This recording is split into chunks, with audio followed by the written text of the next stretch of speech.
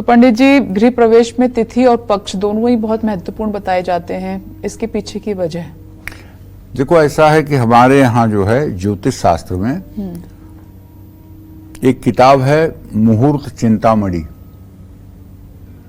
जिसमें केवल और केवल मुहूर्त की चर्चा की गई है। चाहे वो विवाह का मुहूर्त हो, चाहे वो कहीं यात्रा का मुहूर्त हो, चाहे गृह प्रवेश का मुहूर्त हो, चाहे गृहारंभ का मुहूर्त हो, मतलब चाहे प्रसव का, मतलब कि बच्चे के नामकरण का मुहूर्त हो, अन्नप्राशन का मुहूर्त हो, कर्णछेदन का मुहूर्त हो, मुंडन संस्कार का मुहूर्त हो, जनेऊ का मुहूर्त हो, उसमें बाकायदे लिखा गया है कि कब, किस तिथि, किस महीने, किस पक्ष में कौन सा कार्य करना चाहिए, कौन सा कार्य नहीं करना चाहिए। ज्योतिष शास्त्र शुभ मुहूर्तों के आधार पर ही आधारित है। अब ये मुहूर्त कैसे बनते हैं? ऐसा तो नहीं कि किसी की कल्पना होगी और किसी ने लिख दिया कि इसमें ये कर लो, इसमें ये कर लो, वो बात सार्वभौम हो गई। क्या है इसका प्रकृति से कनेक्शन? तो विपनेश, बड़ी गोपनीय बात कह रहा हूं, शायद मेरी बात 100 में 1 लोग समझेंगे, इससे ज्यादा तो नहीं समझेंगे। 100 में 1 लोग हो सकता है समझ जाएं, अगर समझ जाएं। तो आप ये जान लीजिए कि जो हम मनुष्य हैं तो 7 दिन होते हैं। 7 दिन में जब हम सोकर उठते हैं सुबह, तो हमारी एक नासिका से निश्चित है कि उसी नाक से श्वास चलती है। बाएं नाक से अगर सोमवार को चलनी है तो बाएं नाक से ही सोकर उठते समय श्वास चलेगी, दाहिने से नहीं चलेगी। मंगलवार को उठेंगे तो दाहिने नाक से सवेरे श्वास चलेगी, बाएं से नहीं चलेगी।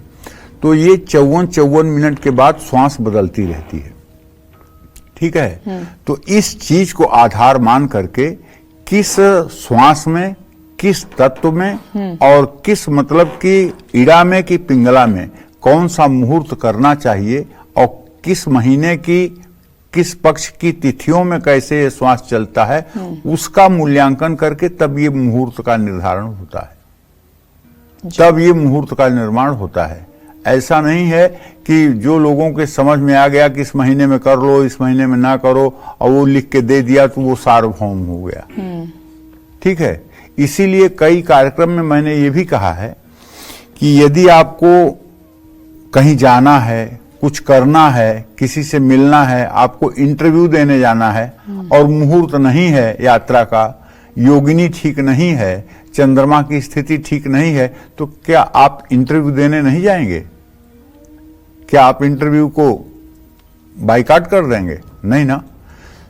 तो ऐसे में मैं बार बार बता चुका हूं अपने दर्शकों को कि जो स्वर चले वही पग दीजे, भरणी भद्रा एक न लीजे। दोनों नाक को देखो, सांस छोड़ करके तेजी से, जिस नाक से सांस निकल रही हो, बाईं से निकल रही हो, तो घर से बायां पैर बाहर निकाल करके आप यात्रा के लिए प्रस्थान करें, और दाहिना स्वर चल रहा हो तो दाहिना पैर निकाल करके यात्रा के लिए प्रस्थान करें। तब ये प्रस्थान करने के बाद आपको भरणी, भद्रा, राहु काल किसी भी चीज का विचार नहीं करना है, और निश्चिंत होकर जाइए, आपकी यात्रा मंगलमय रहेगी और आप अपने लक्ष्य को प्राप्त भी करेंगे। तो मुहूर्त के पीछे का रहस्य जो है वो स्वर विज्ञान है। मुहूर्त के पीछे का जो रहस्य है वो स्वर विज्ञान है। इसी तरह से गृह प्रवेश करते समय भी गृह प्रवेश कर्ता को चाहिए कि अब गृह प्रवेश ऐसा नहीं है कि जिसके नाम से हो जाए। घर हमारे यहाँ किसी के नाम से होता है, ठीक है। जैसे आप मान लीजिए कि द्वारका में रहती हैं और आपको घर मान लीजिए उत्तम नगर में बनाना है, और उत्तम नगर आपके घर से उत्तर दिशा में है जी, ठीक है। उत्तर दिशा में है, उत्तम नगर है, और आपका नाम है विपनेश, तो इसको मतलब कि जो है वहां का ध्रुवांक बनाया जाएगा, ठीक है। गरुणोष्ठौ बिडालोक्षा सिंह खर्स्वा चतुष्टयम नागा सप्त आसुरेकम त्रयम हस्ती द्वयम त्वयि। इस हिसाब से विचार किया जाएगा कि इस दिशा में आपके जाने पर कौन सी दशा बनती है। अगर बुध बृहस्पति शुक्र की दशा बन रही हो तो उत्तम, चंद्रमा की दशा बन रही है तो मध्यम, और मंगल शनि राहु केतु की दशा बन रही है तो अधम, इसका त्याग हो जाएगा। अगर ये दशाएं चारों पापग्रहों की मिल रही हैं तो आपके नाम से घर नहीं बनेगा, तो आपके घर के और किसी सदस्य का नाम देखा जाएगा जी, ठीक है, जिस सदस्य के नाम से वहां की दशा सूट करेगी और वहां का कांकड़ी विचार होगा कि वो स्थान आपका कर्जदार है कि आप उस स्थान के कर्जदार हैं। अगर उस स्थान के आप कर्जदार हैं तो जीवन भी भर आप वहां करते मर जाइए, लेकिन आप उन्नति नहीं प्राप्त करेंगे। और वो स्थान अगर आपका कर्जदार है तो आप वहां बाएं हाथ से भी जीवन जिएंगे, तब भी सफलता आपके कदम चूमेगी। इन विषयों पर भी विचार करना चाहिए घर लेने के पहले। शायद ही इतनी बारीकी से विचार होता हो। नहीं, देखो, विचार तो 70% गांव में जो लोग रहते हैं, गांव में तो पिंड बनता है घर का, इतना हाथ लंबा, इतना हाथ चौड़ा, इतना ऊंचा, इतना दरवाजा, यहाँ खिड़की, घर में तो पूरा पिंड बनता है, पूरा वास्तु के हिसाब से बनता है। लेकिन शहरों में जहां प्लॉट निश्चित है कि यही प्लॉट है आपका, अब यहीं आपका घर बनेगा, वो कितने फीट बाई कितने फीट है इससे कोई मतलब नहीं है।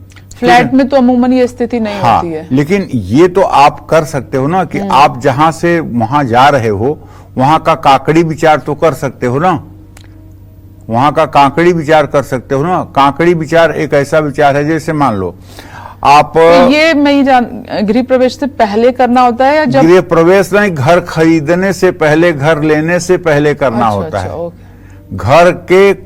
घर की कल्पना आते ही, घर कोई मन में आते ही, घर की जमीन कोई मन में आते ही पहले इसी का निर्धारण किया जाता है। और जब ये निर्धारण सही हो जाता है और सही दशा में घर ले लिया जाता है तो फिर सब कुछ अपने आप स्मूथ शुरू हो जाता है। उसके बाद फिर दूसरे नंबर पर आता है कि अगर आप गृह निर्माण कर रहे हैं तो उसके वास्तु का 100% आप ध्यान रखें। तीसरी बात उसमें ध्यान आता है कि मुहूर्तों के अलावा राहु का विचार किया जाता है। राहु के मुख पर कभी भी खात करने से जो है गृहकर्ता का नाश हो जाता है। इसलिए हर समय जो नींव डाली जाती है राहु के पूंछ पर डाली जाती है। सिंह, कन्या और तुला का जब सूर्य होता है तो ईशान कोण में राहु की पूंछ होती है। वृश्चिक, धनु, मकर का जब सूर्य होता है तो वायव्य कोण में राहु की पूंछ होती है।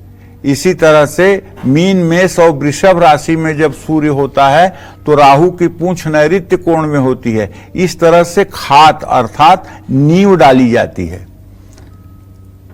और अग्नि कोण में नाग, कच्छप, वाराह की स्थापना की जाती है घर के नींव में। तो कहने का मतलब ये सब तो घर लेने के समय पहले विचार करने की बात है, फिर उसके बाद में मतलब कि सोचना चाहिए घर के लिए। घर शमशान घाट के पास नहीं होना चाहिए, कब्रिस्तान के पास नहीं होना चाहिए, अस्पताल के पास नहीं होना चाहिए, और टी पॉइंट पर नहीं होना चाहिए, चौराहे पर नहीं होना चाहिए, पुलिस स्टेशन के बगल में नहीं होना चाहिए, जेल के बगल में नहीं होना चाहिए। इन सब चीजों का वास्तु दोष लगता है और इन सब चीजों से बच करके ही घर खरीदा जाना चाहिए, क्योंकि घर में सुख शांति होना बहुत अनिवार्य होता है। इसलिए घर में इन सब चीजों को हमारे शास्त्रों में बाकायदे वर्णित किया गया है कि ऐसे ऐसे जगहों का आप त्याग करें। तो देखिए, गृह प्रवेश में तिथि और पक्ष का भी ध्यान रखना चाहिए। अमावस्या, पूर्णिमा की तिथि को छोड़कर शुक्ल पक्ष की द्वितीया, तृतीया, पंचमी, सप्तमी, दशमी, एकादशी, द्वादशी और त्रयोदशी तिथि गृह प्रवेश के लिए शुभ मानी जाती है। कृष्ण पक्ष में गृह प्रवेश करने से बचना चाहिए। मकान का मुख्य द्वार पूर्व दिशा में है तो पूर्णा तिथियों में गृह प्रवेश करना चाहिए। पूर्णा तिथियां क्या हैं? पंचमी, दशमी, पूर्णिमा, पूर्णा, ये 3 तिथियां पूर्णा हैं। दक्षिण दिशा का मुख्य द्वार हो तो नंदा तिथि में गृह प्रवेश करना चाहिए। परिवा, छठ, एकादश, नंदा। परिवा तिथि मान प्रतिपदा और छठ और एकादशी ये नंदा तिथि है। पश्चिम दिशा में मुख्य द्वार है तो भद्रा तिथि। तीज, त्रयोदश, सप्तम भद्रा, तीज, त्रयोदशी और सप्तमी हो तो आप पश्चिम दिशा। और उत्तर दिशा का मुख्य द्वार है तो जया। तीज, त्रयोदश, एकादश, जया, हाँ जया। और चौथ, चतुर्दश, नवमी रिक्ता। चौथ, चतुर्दशी और नवमी जो है ये जो है रिक्ता तिथि है। इस दिन किसी प्रकार का गृह प्रवेश और किसी प्रकार का शुभ कार्य नहीं करना चाहिए। कहते हैं रिक्ता सर्वत्र निंद्यते। रिक्ता तिथि जो है वो सर्वत्र निंदित है। इस दिन न गृह प्रवेश करना चाहिए, न विवाह का कोई कार्य करना चाहिए, न मुंडन कराना चाहिए, न कर्णछेदन कराना चाहिए, न नप्राशन कराना चाहिए, न जनेऊ कराना चाहिए, क्योंकि चौथ, चतुर्दशी और नवमी ये 3 तिथियां रिक्ता तिथि हैं, इसको खाली तिथि कहते हैं। केवल एक बात आप जान लीजिए कि नवमी तिथि में आप भगवती की आराधना कर सकते हैं, चतुर्दशी तिथि में आप भगवान शिव की आराधना कर सकते हैं जो आपकी मनोकामना पूरी कर सकता है, और चतुर्थी तिथि में आप भगवान गणेश की उपासना कर सकते हैं जिससे आपकी मनोकामना पूरी होती है। जय मां विंध्यवासिनी। और अब